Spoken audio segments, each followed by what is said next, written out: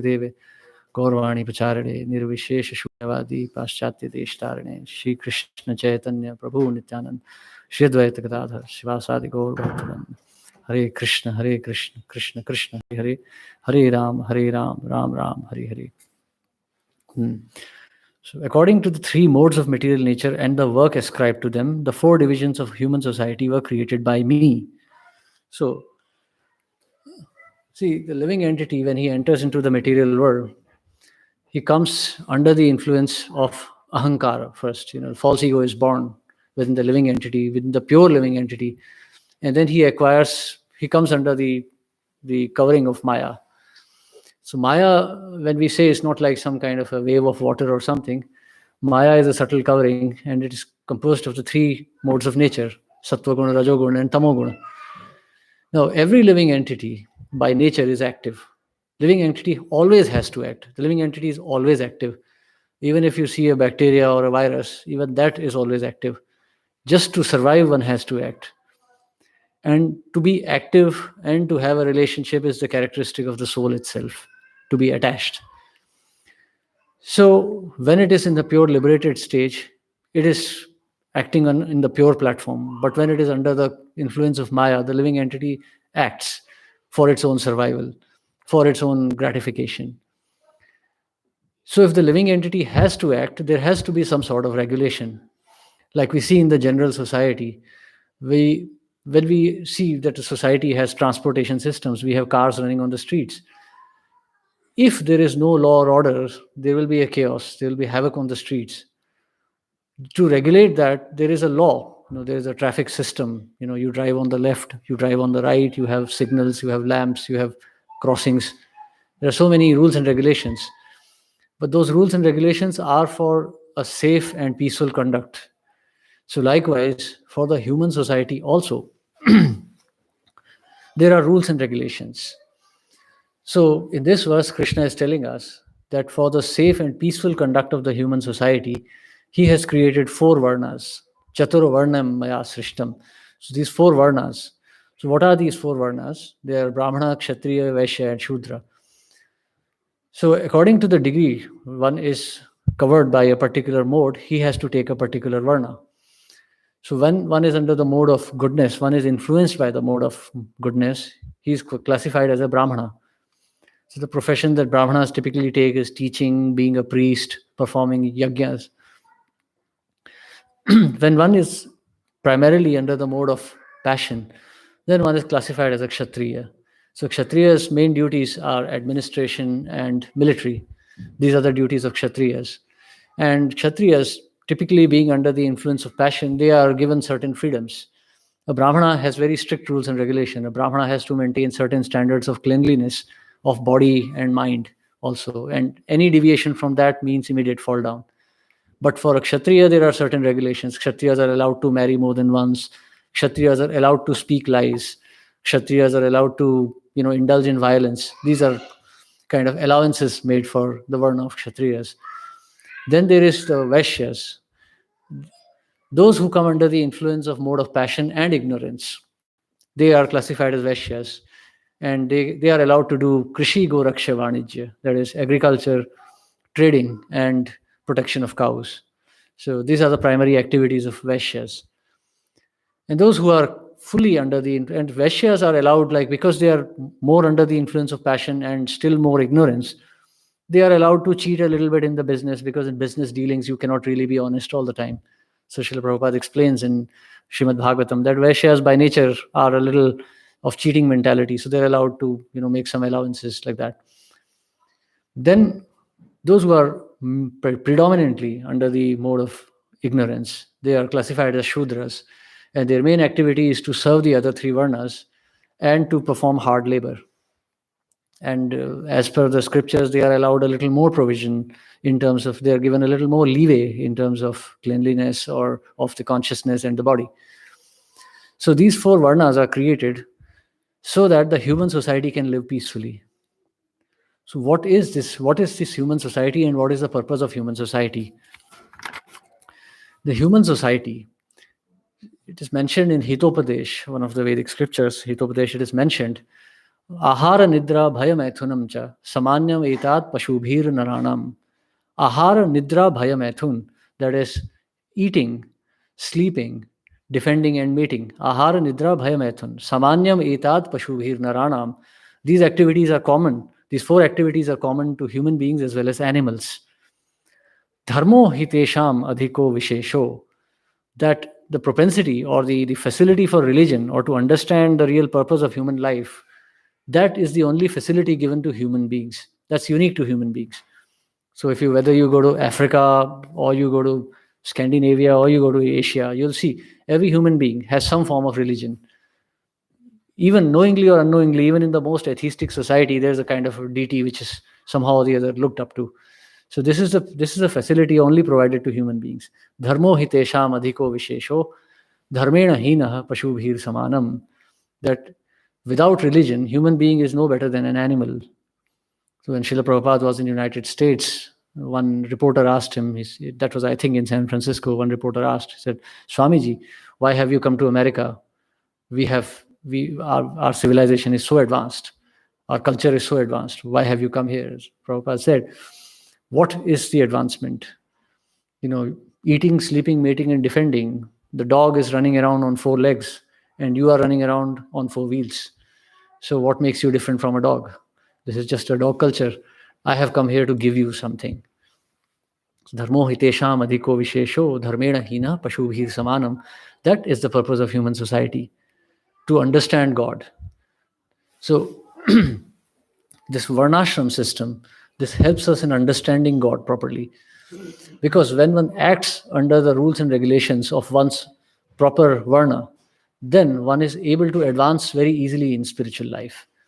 The Brahmanas are the teachers and guides of the whole society. The Kshatriyas are the protectors of the society. The Vaishyas, they nourish the society. They are the lifeblood of the society. And the Shudras, they provide the vital labor for the society. And when the four Varnas act in harmony with each other, when they act in their proper position, then the whole society advances very quickly towards Krishna consciousness or God consciousness. So that is the purpose of human society, and that is why Krishna has created Chaturvarna, the four Varnas. These four Varnas, when they are present even in a society that does not follow Vedic religion. You see, the academic class, the administrative and military class,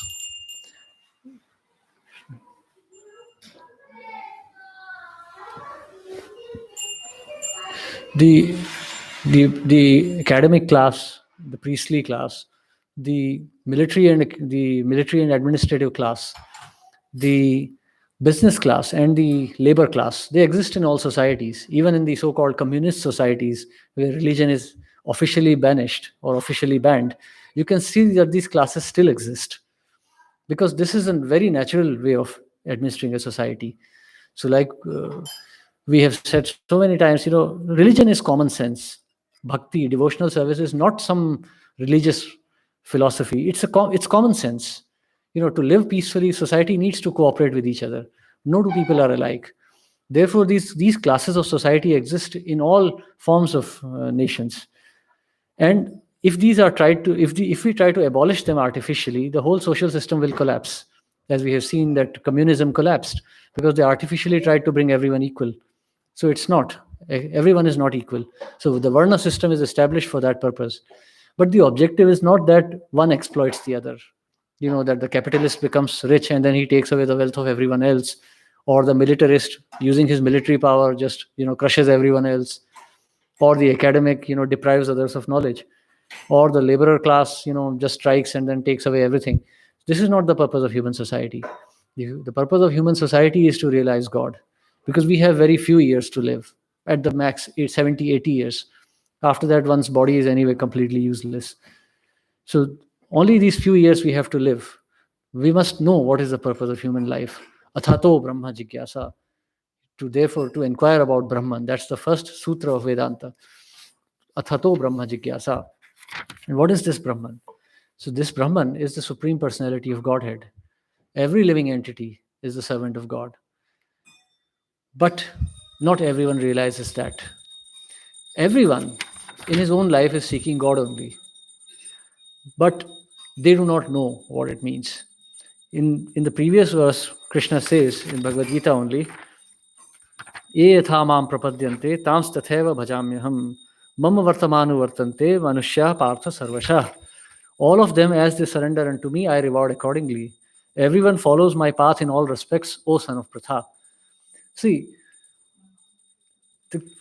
if you are the son of a rich man, you will be happy when you are in your own house. But if you start living on the streets, trying to find your identity, you're going to be miserable.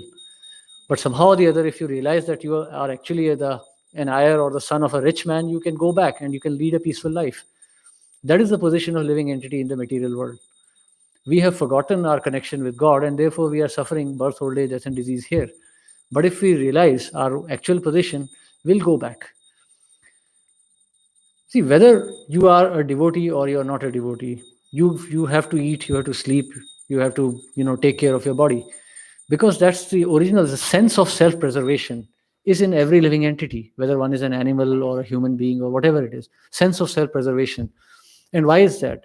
Because the living entity is not supposed to die. By nature, the living entity is not supposed to die. But in a material body, the living entity dies. The body dies. So living entity has a perception of death. But in its original constitution position as a servant of God, it lives in immortality. This position can only be realized if one follows the process of dharma. So even in a material body, the living entity is always trying to preserve itself. You can see that even an 80, 90-year-old man is taking medicines. He knows that death is imminent, but still he'll take medicines to protect himself till the very last moment, because this desire to preserve oneself is so inherent. But if one understands his own spiritual identity, his own spiritual position, then one will realize that there is no death. And in that situation, he'll be completely satisfied. So actually, we are always seeking that constitutional position only. And that's why Krishna says, Mama vartamanu vartante manushya partha sarvashah. That knowingly or unknowingly, everyone follows my path only. So those who are devotees of the Lord, they understand the position as servant, as themselves being servant of God. But those who are not devotees, even they are searching for the same end objective, eternal life, life of peace and happiness. Some take the help of scriptures, some take the help of proper guidance of a bona fide spiritual master, and they follow the path exactly as it is to be done. Others take to the path of either speculation or physical gymnastics, or the path of actions or material actions. But somehow or the other, everyone is seeking the same objective, a life of complete self-preservation and happiness. So therefore, Krishna has advised that if you really do want that, please follow the rules and regulations. So just like if you want to graduate as a doctor from a university, you take your relevant examinations, and then you clear the university papers, you take your degree, and you are certified as a doctor. But if you speculate here and there, you will not gain any knowledge. So likewise, if you want to attain eternal life, you have to follow the rules and regulations which are given in the scriptures. And simply by following those rules and regulations, you will become free from all material propensities. So in this chapter, Krishna is explaining that by following the principles of Varna and Ashram, by following a regulated life, one will easily attain the eternal nature. So in this age of Kali, when everything is topsy-turvy, the only path which is specified is the path of chanting of the holy names of the Lord. So there are many names of God. So it's not that there is only one path of religion. There are many paths of religion, many bona fide paths of religion. What we follow is the process of chanting of the names of Lord Hari. Harer Naam, Harer Naam, Harer Naam Eva Kevalam. Kalo Nastiev, Nastiev, Nastiev Gatir Anyatha. So Lord Chaitanya has given this path to us, which is chanting of Hare Krishna Mahamantra. Hare Krishna, Krishna Krishna, Hare Hare, Hare Ram, Ram Ram, Hare Hare. Simply by chanting of this holy name and following the regulative principles of religious life, one will attain all perfection of human form. Thank you very much. Are there any questions or comments?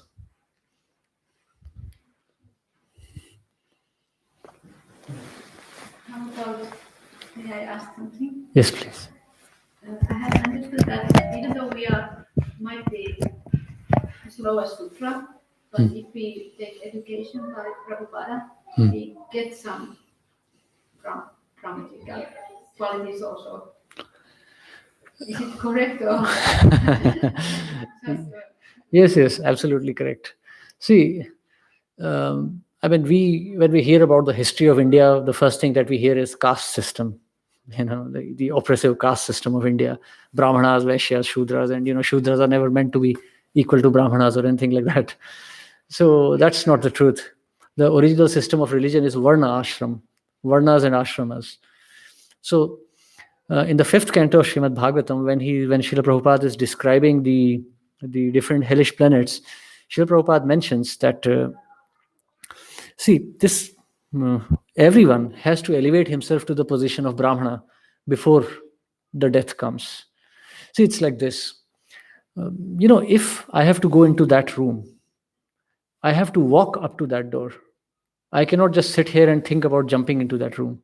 I'll have to cross that door if I want to reach that room. So, if you want to enter into the domain of Brahman, if you want to take the Brahma Bhuta stage, you have to attain the knowledge of Brahman. You have to have the purity of Brahman. So that stage of attaining Brahman is the Brahmana. It's not it's not a position which you get by your birth or something. A Brahmana is a position you must attain if you want to be liberated from material life. You attain it by qualification. So if we are chanting the holy names and if we are studying the scriptures and we are maintaining our purity, we will attain the Brahmana stage. There is no restriction to it. Anyone can become a Brahmana, provided one has the desire to become a Brahmana.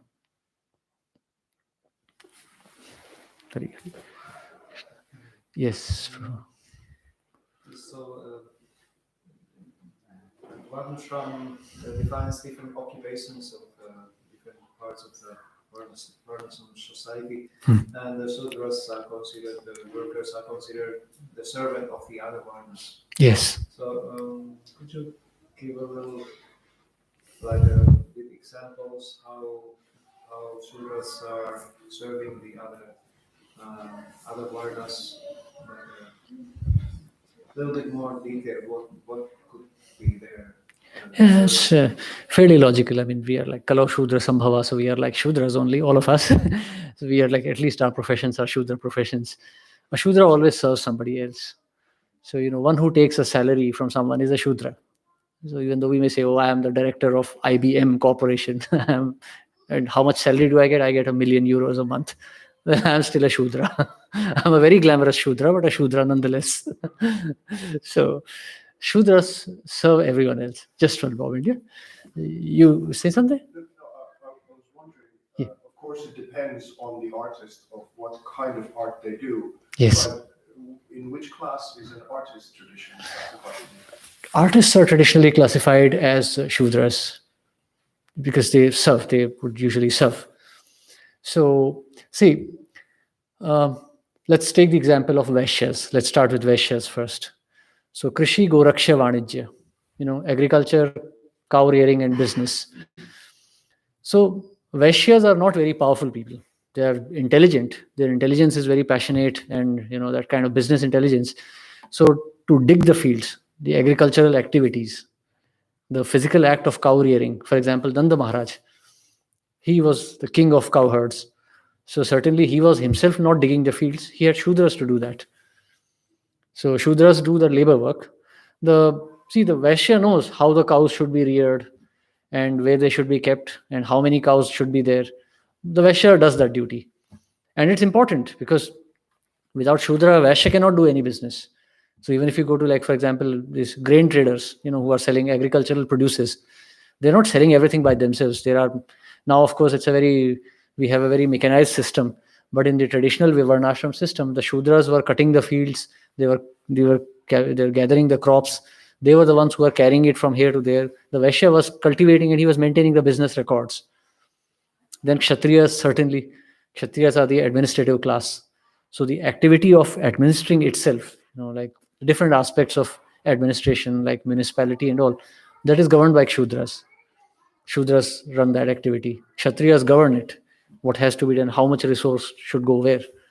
Shudras will do the menial jobs. And for Brahmanas generally, do not accept much service because a Brahmana is supposed to live like a poverty-stricken person. So Brahmanas traditionally do not employ servants. The Shudras just serve them. A Brahmana may have a house and the Shudra may come and just clean it up, because Brahmanas traditionally are not supposed to keep any money or anything. Brahmanas are supposed to live at the mercy of others. Yes. Shudra is submissive. Yes. So it is very good to be submissive to the devotees of Krishna and serve with the body and be Shudra rather than being Mudha, working like an ass for some sense gratification. So it's, if we compare to ourselves, we are not very submissive always. So Shudra is in that sense is a very good position when he is in the service to the devotees of Krishna. Yes. See, Shudra's position is also very good actually, because he's just submissive. He's not responsible for anything. He's just given a task and he does it. The whole purpose of Varnashram is that everyone guides. Not that Vaishyas will exploit Shudras or Kshatriyas will exploit all the other Varnas, or that Brahmanas cheat everyone else. So it's that Brahmanas guide everyone. They are teachers. They should just, Brahmana is not supposed to keep wealth which is going to be useful for more than one day. If anything is extra in the evening, the Brahmana should just give it away as donation. That's the position of a Brahmana. He lives completely at the mercy of the Lord. Of course, here in this purport, Srila Prabhupada mentions about Vaishnav. So Vaishnav is certainly a Brahmana. So according to technical definition of Brahmana, Brahma Janat iti Brahmana. One who knows the Brahman is Brahmana. But a Vaishnav, he knows Krishna. In Vadanti tattva vidas tattvam yad jnanam advayam brahmeti paramatmeti bhagavan iti shabdyate. So Supreme Lord is known in three aspects: Brahman, Paramatma, and Bhagavan. So the Brahmana knows the Brahman aspect. That is technically Brahmana. But a Vaishnava, he knows Bhagavan, he knows Paramatma, and he knows Brahman. So Vaishnava is definitely superior to the Brahmana class also. And anyone can be a Vaishnava. Chaitanya Mahaprabhu says, Kibe Bipra Kibe Nyasi Shudra Kene Nai Jai Krishna Tattva Veta Sei Guru Hai. One who knows the science of God, one who knows the science of Lord Krishna, he is certainly above all the Brahmanas, Sannyasis, all the other Varnashrams. But certainly, for a peaceful conduct, one should maintain a Varnashram society. So for the masses in general, even when devotees are under the influence of material nature, like, for us who are sadhakas, practicing devotees, not fully realized yet, we still come under the influence of the three modes of nature. So in this condition, we should also be working under the Varnashram rules. Because even in devotees, we can see the influence of the three modes of nature. So if we act according to the three modes, the society is peaceful. In fact, that's why Srila Prabhupada was insisting on a Varnashram society. So certainly a Vaishnava is superior, and certainly a Vaishnava society of sadhakas who are following the Varnashram rule would also be a much better society than a mundane society. So this is the way the Varnas serve each other. So Vaishyas pay taxes and they serve the Kshatriya class. Kshatriyas collect all the taxes. But Kshatriyas have a heavy responsibility. Kshatriyas are supposed to lay down their life for the sake of the society also. Then if there is some danger, Kshatriya, he protects from danger. Kshatriya, Kshatratrayate, he protects from danger. Kshati, loss. Kshatriya protects. So if there's anything wrong in the kingdom, Kshatriya is responsible. In fact, in the Vedic society, even if something unfortunate happened, Kshatriya was responsible for it. So if there was a drought, if there was a famine in the society, Kshatriya was responsible. The king was responsible for it. If a Brahmana lost his son, then the king was responsible for it. So that's the position of a Kshatriya. And he takes 1/6 of the sin of the whole society. So that's the position of Kshatriyas. They enjoy the facility of being the king, but they have a heavy responsibility as well. And Brahmanas, they have the most severe of all responsibilities. If the society goes to hell, the Brahmana must lead them back.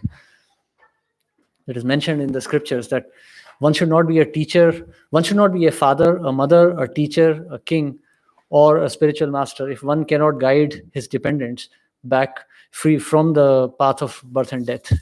If one cannot protect one from birth and death, then one should not be a teacher, a father, a mother, a king or a spiritual master. So it's a heavy, heavy responsibility of being a Brahmana. All the varnas, see, human life is all about responsibility, whichever varna you take. No varna is meant to enjoy others. Shudra may think, oh, I am a Shudra, how do I care? No, Shudra also has to serve, he has to be submissive. And everyone must be submissive to the Brahmanas, and Brahmanas must be completely renounced and submissive to the Supreme Lord.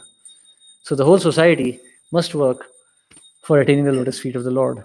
There is no question of pride in Varnashram society. Varnashram society is all based on complete submission. Everyone must submit to somebody else. The principle of humility. Yes. Any other questions? Yes, true. I was thinking of a particular detail. There would be a Sudra serving a Brahmana. I was speculating this that if the Brahmana is going to perform a yagya, maybe Sudra could help him prepare the yagya kunda and draw the mandala and all these artistic things. Yeah. Would it be possible? Yes, it is possible. I mean, because everything has to be sanctified before the yajna starts. So Shudras perform the menial tasks, the cleaning of the yajna arena, arrangement for all the facilities of yajna. All that is done by Shudras. So, like, for example, Chaitanya Mahaprabhu, when he was living in Nadia, there were Shudras helping them. So maid servants would come and clean the house. Nanda Maharaj's home. So there are maid servants who do this job. So they are Shudras. But they are serving the Lord. They are serving the Brahmanas. So Brahmana is also serving. Everyone is serving. The Brahmana serves the society by giving teachings. That's a very tough task. Brahmana guides everyone else. He's like the father of the society. So everyone serves everyone else. So we have 10 minutes. That's why I finished early, so that we could have a lot more discussion. One more question. Anytime. Yes, please. Yeah, like even in the history of Finland, we used to have different classes in society. It's actually practically the same as Varnashram system, but then the classless society came. But still we see all the elements, they are there, like there are teachers in the university, there are professors, there are administrative class in the House of Parliament and the police, and then there are vices doing business. So everybody is there. So what would have to change in order to get the real Varnashram society back? Because they are already naturally there. See, we have to get rid of this, this rascal scientific ideas. They are the problem of our society. So once Srila Prabhupada was having a conversation with his disciples, and somebody just mentioned, yes, Srila Prabhupada. So it was something like this. He said, yeah, this rascal Western society. So Prabhupada said, no, that's not the case. It is just the last 200 to 300 years that you have been cheated by these rascal scientists. Not that that Western society was always a fallen society. See, the process of religion has always existed. If you go back, you'll see this 1st century, 2nd century castles where religion was prominent. But when the so-called science and technology came, then people became crazy. When everyone thought, oh, now, the whole purpose of life is to exploit others. But before that, life was like Middle Ages. In Middle Ages, there was no science or technology. Life was peaceful. There was a peasant class, there was a noble class, there was a priestly class, and there was this traders and businessmen. The society was living peacefully. Middle Ages were not some kind which we see in Hollywood, that it was some brutal society where people were just killing each other all the time. Middle Ages they were very peaceful ages also. Simple life, based on agriculture and religion. Even if we go to see medieval places, like for example, if we go to these old cities in Finland, or if we go and see this medieval quarter in Tallinn also, we'll see that the center of civilization is the church, the religion. Religion is the center of civilization. Life is based around religion. But today, if we go, like for example, we see Helsinki. The old center of Helsinki is the church. The new center of Helsinki is the railway station. You can see the center of city is now technology, railway technology, the iron horse. We now worship iron horse. We don't worship the Lord. So you see, it's not that Western society was always like a classless, communist kind of a society or a atheistic society. These ideas just came up now, and you can see that in the Asian societies, which were recently quite undeveloped, for example, India itself, which was till recently quite underdeveloped. Now, as development is coming, you can see how quickly the society is turning atheistic. If you go to any modern city of India, you can't distinguish it from a Western city anymore. The cultural, all the moral values, everything is now similar to the West. Same kind of atheism, classless atheism. Anyone does whatever they feel like. So this so-called science and technology has made us like this. So if we do want, we should understand our position. Now, see, this is a good opportunity now, this coronavirus, all our technology is helpless against it. Last 1 year, the whole economic system has collapsed and people are suffering. Maybe this is a time we should go out and preach the truth of life itself. Like Prabhupada says, God is the same everywhere. The sky is blue, whether you are an Indian or a European or you're a Christian or a Hindu, you can see the blue sky. So how can God be different? God is also same, whether you call him by name of Yahweh or God or Krishna or whatever you call him or Allah. It's the same. So now is the time, maybe when society suffers, Chaturveda bhajante mam jana sukritino arjuna. So the first one is Arto, Artharthi. So now everyone is Arto and Artharthi. Gyani is going to come later. Jigyasu and Gyani will come later, but Arto and Artharthi, everyone is right now. Everyone is in distress and everyone is looking for some wealth. So certainly, people may be more favorable now. Yes. Reborn. Oh, we have 5 minutes. Any one last question?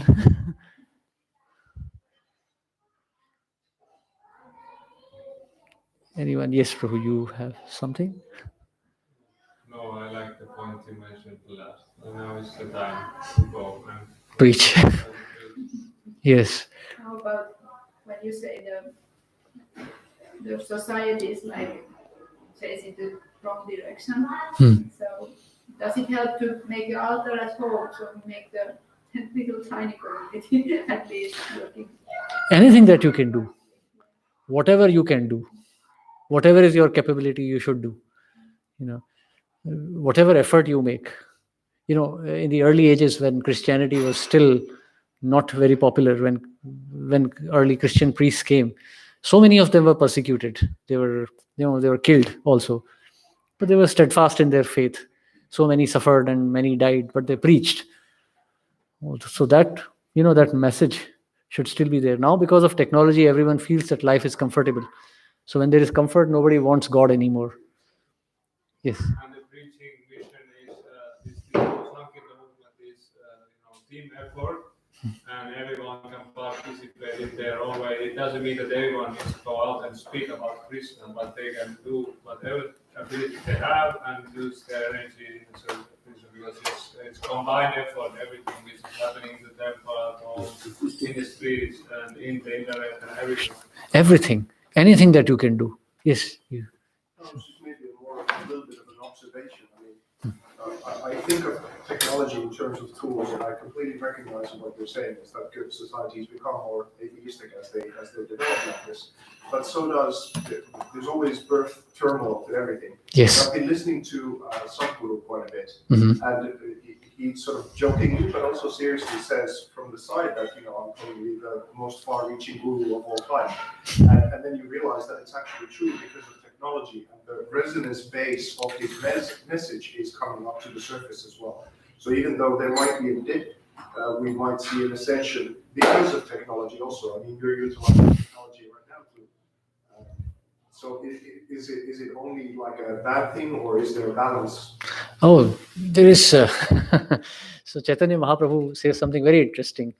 Dvaite bhadra bhadra, ei sababhram. That in this material world of duality, that there is anything good or bad is all an illusion. There is no good or bad. Things are just what they are. There's a phone in front of me right now with a camera working. It's neither good nor bad. It's just some plastic, glass, silicone, and some gold, silver, etc. It's neither good nor bad. But if it is used in proper direction, then it is good. Like knife. In the hands of a surgeon, it is useful. In the hands of a murderer, it's dangerous.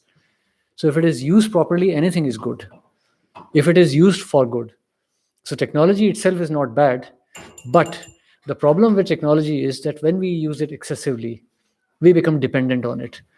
Let's take the example of tractor, for example. Sorry. Okay, we'll take this question afterwards. Okay, thank you. Srila Prabhupada ki jai.